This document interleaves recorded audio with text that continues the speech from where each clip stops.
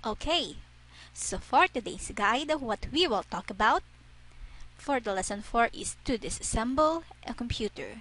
With this, you will learn how to disassemble a computer. For the lesson 5 is to assemble a computer. You will really learn how to assemble a computer. Also, you will have activities, assessment, output, and with the output, you will create a demonstration video on how to disassemble and assemble a computer.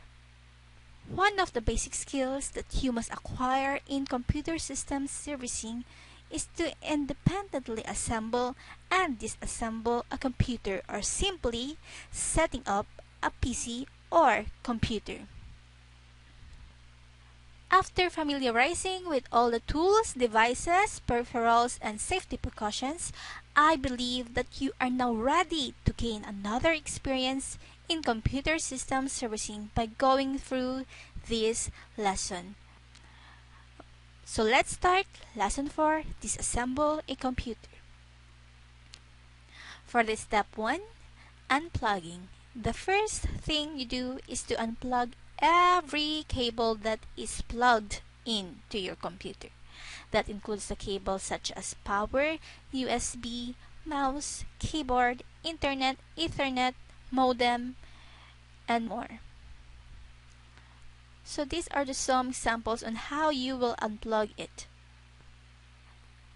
Step 2, opening the outer shell or the case. First, unscrew the 4 screws at the back of the computer. On most computer cases, there will be large knobs that you can unscrew by hand or by screwdriver on the back right side of the computer. So this is what you are going to screw at the back of computer cases. And also this is the side panel where you will just slide it for it to open. Step 3. Removing the system fan. First, unplug the fan from the motherboard. You can find the plug by following the wire from the fan. It should be labeled sys_fan1. Next, you will have to unscrew the fan from the outside. You should now be able to lift the fan out of the computer. So this is the picture of a fan, and there is the wire that you can remove from the motherboard, and you can just simply unscrew it from the outside. Step 4, removing the other fan, which is the CPU fan. It will be on the motherboard. So the CPU fan is located right on top of the CPU heatsink, which is a large piece of metal with fins on the top. The CPU fan plugs into the motherboard in an awkward place that is hard to access. But just follow the wires. Simply follow the wires and you should easily find it. It is labeled CPU fan 1. To remove the fan from the heatsink, remove the 4 screws, securing it in place. So this is the CPU fan, and there is the 4 screws that you can remove. It is easy to identify and it is easy to unscrew. For that, let's proceed to step 5, power supply. Unplug every wire coming from the power supply.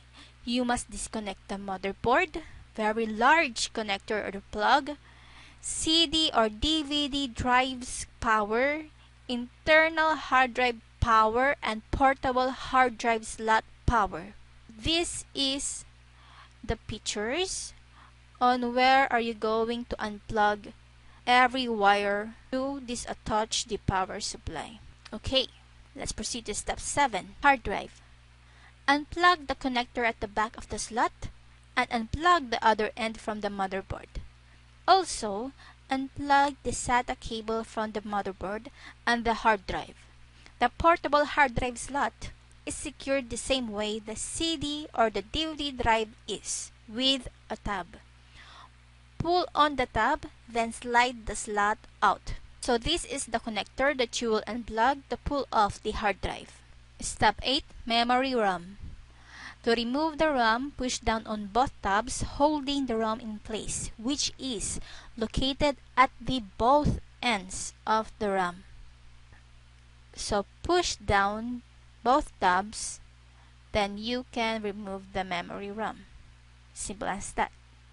Last but not the least is the step 9, motherboard. The motherboard has 7 screws holding it to the frame, which are indicated by large white circles around them. Remove them and then lift the motherboard out of the frame. So this is the frame and this is the motherboard. So that is the 9 easy steps on how to disassemble a computer. With that, let us now proceed on our lesson 5. Assemble a computer. So to assemble a computer, the step 1 is to prepare your workplace. To prepare your workplace, you should take an inventory, make space, make time, prepare grounding protection, have the drivers ready, and also remember, last out, first in. So step 1, prepare your workplace. Step 2, prepare the motherboard. Number 1, great care should be taken when installing the motherboard. First, take the board out of its packaging and put it on top of the anti-static bag. This is for new motherboard. Number 2, before you secure the motherboard onto the PC case or chassis, inspect it carefully for any visible defects. Number 3, next, review the motherboard manual to make sure you are familiar with the motherboard layout and understand which socket is which. Manuals are extremely helpful, usually easy to read, and it includes illustrations and instructions. So this is a motherboard that is inside an anti-static bag. Step 3, install the CPU. Use the unlocking mechanism to open the CPU socket, which is usually a lever. Carefully line up the pins and place the chip in its socket. It will fit only when oriented the proper way. Number 3, an arrow or a missing pin on one corner of the chip will show you how to line things up. Align triangular CPU and socket key marks. Lower the lever to lock the CPU into place. So this is the installation of the CPU chip. Just align it with the missing chip and there you go. You can easily install the CPU. Step 4. Install the CPU heatsink. Follow the manufacturer's direction to install the heatsink and the fan that will cool the processor. If you bought an OEM CPU and a separate heatsink, you may need to spread a thin layer of the thermal grease that came with the heatsink over the chip to ensure proper transfer of heat. Some heatsinks come with this grease already applied. 2. Attach the clip that holds the heatsink in place, keeping in mind that it may require a fair amount of force. Just a fair amount of force. Follow the instructions that came with the heatsink. They will show you how to fit it correctly. If you are in doubt, you can visit the manufacturer's website for more information. Plug the CPU fan's power connector into the proper connector on the motherboard. So this is how you will install the CPU heatsink. Step 5. Install memory or the ROM modules. In order to install the memory modules, insert them into the proper sockets and push down firmly and evenly until the clips on both sides of the socket pop into place. If your motherboard supports dual-channel memory, consult the user manual to determine which pairs of ROM sockets you should use. The motherboard and the CPU are the brain and nerve of your PC, so selecting these components is the most important decision you'll make. So yes, this is the RAM modules. To install it, just push it down firmly and evenly until the clips on both sides, that is the clips, of the socket pop into place. So when it popped, then it's installed. Again, don't use excessive force because everything will be installed when it is properly aligned. Step 6. Place the motherboard into the case. For computers with removable motherboard tray. Some computer cases have a removable motherboard tray. If yours does, remove the screws holding it in place and pull it out of the case. Note that there are patterns of the holes in your motherboard and screw brass standoffs into the motherboard tray or into the PC case in the correct locations.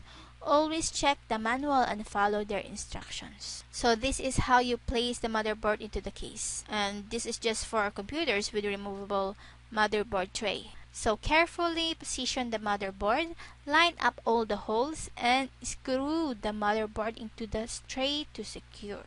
Slide the tray and the motherboard back into the case and then secure the tray. So this is how to mount the motherboard and how to secure the tray. Step 7. Place the motherboard into the case. So this is how you will place the motherboard into the case that is not a removable one. So for the step 6, it is just for the computers with a removable motherboard tray. And for the step 7, this is for placing the motherboard directly into the case. Check the layout of the sockets on the motherboard and confirm that the ports on your motherboard's back panel match the holes on the case's input-output shield that is installed in your case. Remove the old input-output shield by tapping it firmly a few times with the butt end of a screwdriver and then place it with the shield that came with the new motherboard. So this is what I'm talking about. So this is the input-output shield. There. Rear fan port. Expansion slots. And power supply. So carefully position the motherboard on top of the brass standoffs. Line up all the holes and use the screws that accompanied the case to fasten down the motherboard. This is how you place or mount the motherboard. Just remember not to use excessive force because every parts will be in place if it is properly positioned. Step 8. Connect the power supply. Plug the large ATX power connector from your power supply into the matching port on your motherboard. So this is the ATX power connector and this is the motherboard. Just attach it. Okay. Step 2. Locate the smaller square processor power connector. You cannot miss it. It is the one sprouting the yellow and black wires and attach it to the motherboard. Note, your connector is usually located near the processor. As always, refer to your motherboard's manual for the exact locations. Use your motherboard user manual and find a description about front panel connectors. This is a picture of the small square processor power connector. This is the sprouting yellow and black wires. Then attach it to this square ports in the motherboard. Number 4. Attach each of the tiny leads from the power and reset switches, the hard disk activity lights, the PC speaker, and any front panel USB and FireWire ports to the corresponding pin on your motherboard. The needle nose pliers are useful for manipulating small pieces. So this is the power reset switches, hard disk activity lights, speaker, and front panel USB and FireWire ports. So these are the tiny leads. Just attach it here and we are done on connecting the power supply. So let us proceed for the step 9. Install graphics video cards. 1. Begin by removing the backplane cover from the AGP or PCI Express X16 slot, the metal piece where the monitor connector will emerge. 2. Install the graphic board in that slot and then secure the card with a screw. For step 10, install internal drive. Number 1. Make any necessary changes to jumpers on the drives before mounting them into the case. A 2-drive system, 1 or 2 SATA serial IATA, is a standard hardware interface for connecting hard drives and CD/DVD drives to a computer. Hard drives plus one parallel advanced technology attachment optical drive, for example, is easy to set up. The SATA drives are jumperless, and the optical drive can be set as master on its own parallel ATA channel. Many cases have removable drive rails or cages to house drives. So this is how to install internal drives. Just look at the outer part of the case and then position it in the inner. If it fits, then you can screw it. Just always remember that all of the components of the computer can be put in place if it is in proper position. So don't use excessive force if it doesn't fit. Then look at the proper places where it can be installed and fit perfect. Number 2, use the included screws to attach your drives to the rails or cage and slide them into the case. For externally accessible drives such as a DVD recorder, you can save time by installing one drive rail and sliding the drive in for a test fitting to make sure that its front is flush with the case. So that's what I'm saying. Have a test fitting to make sure that it is flushed with the case or fit with the case. Step 11. Last but not the least, install the add-in cards. For each add-in card, you must choose a free PCI slot. Number 2, remove its backplane cover, the metal, to allow access from the rear of the case. Number 3, carefully position the card above the slot and press down firmly to seat the card. So 4, secure the card with a screw. So this is just how to install the add-in cards. Just always remember that's fit. Don't use excessive force and make sure that it is aligned because all of the parts of the computer will be assembled if it is in its proper places. With that being said, now we are done with our lesson 4, disassemble a computer. Lesson 5, assemble a computer. So congratulations, you have learned how to disassemble and assemble a computer. Now let us have an activity. If you really learned on our lesson. Activity 1, multiple choice directions. Read the following questions and write your answer on the clean sheet of paper. Number 1, how you will secure the safety of CPU. Is it A, by following the steps, B, by washing your hands first, C, by wearing the anti-static wrist strap, D, by listening carefully to your teacher? Number 2, what is the use of anti-static bag? Is it A, a bag used for storing electronic components for inventory, B, a bag used for storing electronic components before and after the activity, C, a bag used for storing electronic components to prevent the loss of the components, or D, a bag used for storing electronic components which are prone to damage caused by electrostatic discharge. Number 3, all of the following is the wiring of front panel except 1. A, power LED, B, reset switch, C, switch on, D, HDD LED. Number 4, before you remove the CPU fan, what is the first thing to do? Is it A, remove the 4 screws, B, remove the power cord, C, remove the CPU, or D, remove the heatsink? Number 5, all of the following is internal drives of the computer except 1.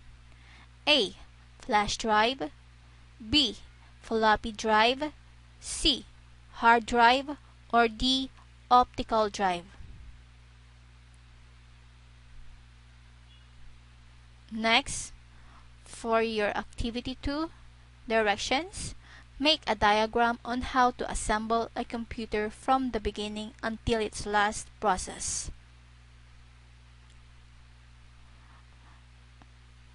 For your activity 3 directions, make a diagram on how to disassemble a computer from the beginning until its last process. Key answer. Activity 1 multiple choice. Number 1 C, number 2 D, number 3 D, number 4 A, number 5 A. For the activity 2 and 3, answers may vary. Let's proceed to your assessment 1. Rearrange the procedures. Directions. Rearrange the following procedures in their proper order. Use number 1 to 9 to indicate their order of precedence. This is for the computer disassembly. For the assessment number 2, rearrange the procedures. Directions. Rearrange the following procedures in their proper order. Use number 1 to 10 to indicate their order of precedence. Computer assembly. As for your output, directions. Make a demonstration video on disassembling and assembling a computer. The duration of the video is minimum of 5 minutes and a maximum of 10 minutes. Submit your output to your subject teacher. You will be graded by the rubric below. Criteria: content and organization. Criteria beginning 1 to 3 points, not organized, difficult to follow, poor quality that shows poor effort, developing. 4 to 6 points, portions may be poorly documented and or organized, hard to follow the progressions of the story or the explanation. Accomplished 7 to 9 points, fairly well documented and organized, format is easy to follow, good explanation, and it shows good effort. Distinguished 10 points. Program shows a continuous progression of ideas and tells a complete, easily followed story, well documented and organized. So that is for today. Congratulations, learners! I hope you have learned a lot today, and thank you for staying with me until the end of the lesson. Again, this is your teacher, Teacher Lovely Charis Llego-Guico, your computer system servicing teacher. Happy learning, stay safe, and God bless. Saying to do more of what makes you happy, and reminding you that in everything you do, put God first. Thank you so much.